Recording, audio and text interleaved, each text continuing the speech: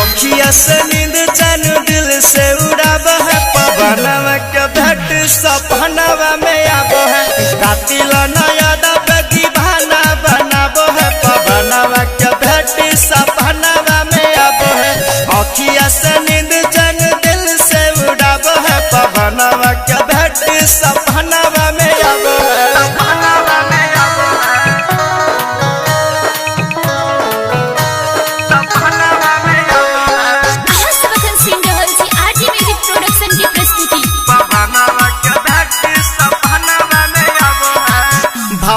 खाती है दिल को लुभाती है नखरे दिखा के हमें पल पल सताती है नखरे दिखा के हमें पल पल सताती है भाव भर खाती है दिल को लुभाती है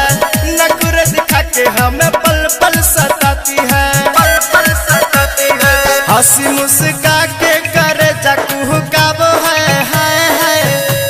करे जाकू काबो है हंसी मुस्का के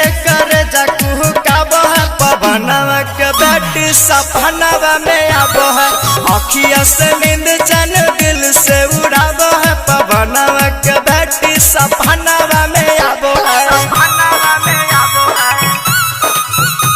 पवनवा के भेंट सपनवा में आब है। Presented by RJ music production Janakpur Dham Nepal.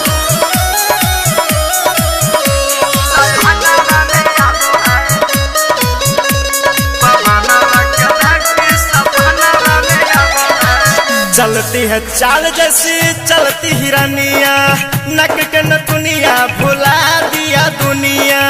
नक के नथुनिया भुला दिया दुनिया चलती है चाल जैसे चलती हिरनिया नक के नथुनिया भुला दिए दुनिया अर्ज रोशन रखिया के तर पाबो है